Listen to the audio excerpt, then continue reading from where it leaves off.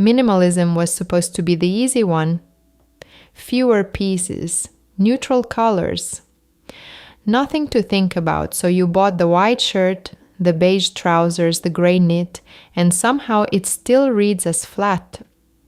Unfinished, a little cheap, even though nothing about it was. And you can't work out why hers doesn't. Same colors, same simple shapes, almost the same wardrobe. Here is what nobody tells you. Minimalism that works is not a shorter shopping list. It is a system running underneath every outfit. This woman has 127,000 people watching her get dressed, and she rarely buys anything new. She repeats, she reworks, she wears the same pieces on a loop, and it never looks like less. There are 6 things she is doing that your version is missing. And every one of them works just as well for a woman over 50 as for anyone. Because none of this depends on youth. It depends on decisions. Let's decode them. She goes by Dominica. No hauls, no trend reports, no closet stuffed with things worn once for the camera. What she built her audience on is almost the opposite. A small wardrobe photographed again and again in slightly different arrangements. And the re-wearing is the whole point, not boring. The proof of an eye, of individuality, of self-acceptance. The repetition is the proof. You only notice how good someone's eye is when the clothes stop changing and the styling carries the weight. So forget her shopping. Watch her decisions. Everything she does sits inside one move I am going to call the locked lane. Most people treat getting dressed as an open field. Every color available, every silhouette, every trend. Infinite choice, which sounds like freedom and behaves like chaos. She does the reverse. She locks the field down to a narrow lane on purpose. Same handful of colors, same family of shapes, the same few fabrics. And once the big variables are locked, there is only one job left. Refinement, the details, the fit, the finish. And this is exactly why it translates, especially for women in their 50s and 60s. Decisions don't age. Taste only sharpens. That is why it looks decoded. She removed every decision that doesn't matter, so all her attention lands on the ones that do. Here is how the lane is built. The first thing to understand is that minimalism does not let you hide. A loud outfit can be sloppy and get away with it. The print does the work. A plain one cannot. When you strip a look down to a white shirt and trousers, there is nowhere for a mistake to go. Every wrinkle, every gap at the waist, every sleeve that's the wrong length, it all shows. I am going to call this the detail tax. Simple clothes charge you in attention. You either pay it or the outfit looks unfinished. Watch how she pays it. Take the white shirt and white trouser look. On paper, the most basic thing imaginable, but look closer. The shirt cuff isn't buttoned and forgotten. It is folded back twice to sit exactly at the wrist bone. The collar isn't flat, it is stood up slightly at the back. The shirt is half tucked, not all the way, so the waist has a defined point instead of a straight curtain of fabric. None of those are purchases, they are decisions. 30 seconds in front of a mirror. That is the tax. And it is the entire difference between her white on white and the one hanging in your closet that you decided doesn't work on you. It works, it just hasn't been paid for yet. Second, she's current without ever chasing. Scroll her feed and you will see these season's shapes: the barrel leg trouser, the slouchy bomber, the oversized blazer, the long, lean column. She is not frozen in time. She's clearly aware of what is happening. But here is the move. She takes the shape and leaves the noise. A trend usually arrives as a package. The silhouette, plus a color, plus a logo, plus a styling gimmick that dates it within a year. She unbundles it. She will adopt the barrel leg jean because the proportion is good. She will not adopt the acid wash, the embellishment, the bag that screams the exact month it was bought. So her outfits read as modern, but you cannot timestamp them. Pull any photo and you genuinely cannot tell if it is from this year or 4 years ago. That is not an accident, that is the off-trend anchor.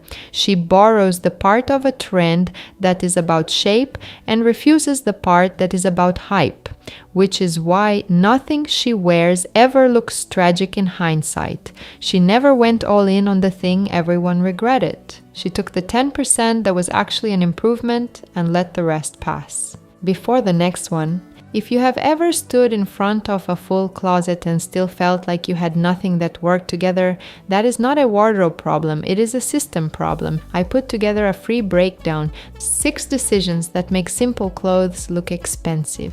The exact mechanics underneath what we are decoding right now. It is free.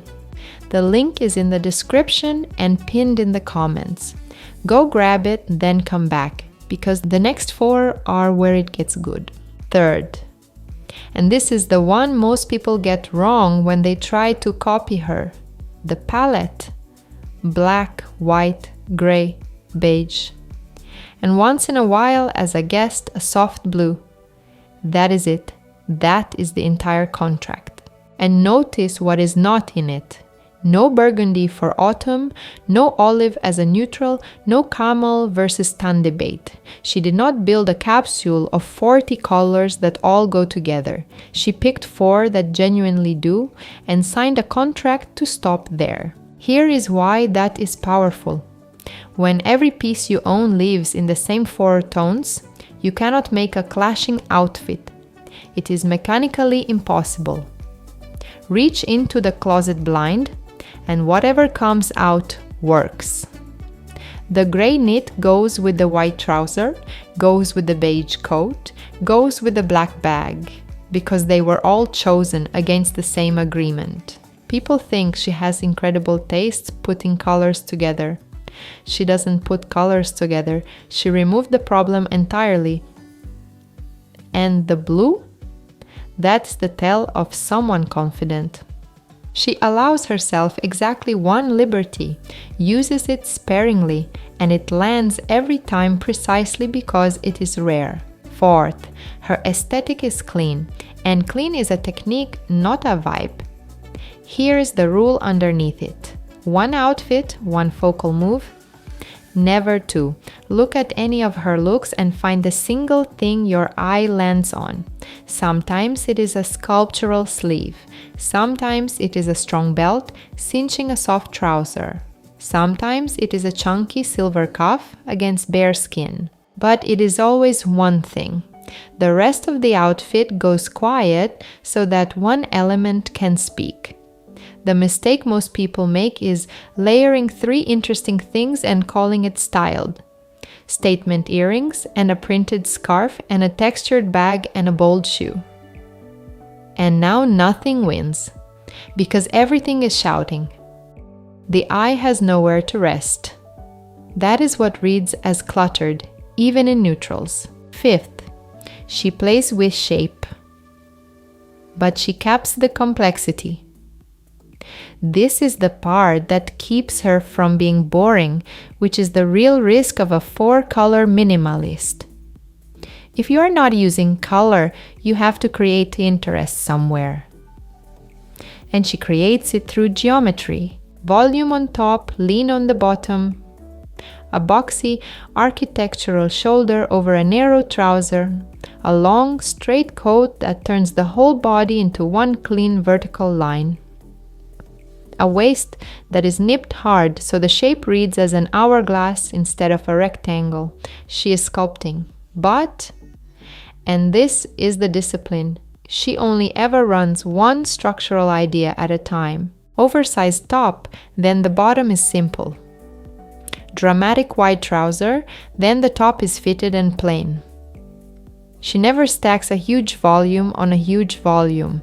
She never does the architectural sleeve and the balloon trouser and the giant coat all at once. One geometric statement balanced by simplicity everywhere else. That is the quiet geometry.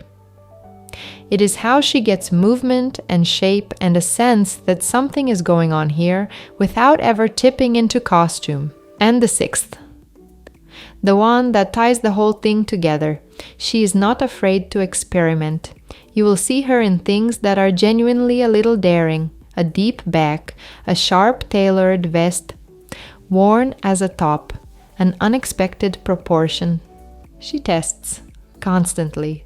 But here is why she never seems to fail. She only ever tests inside her own lane. Think about what a risk usually is. You buy something outside your comfort zone.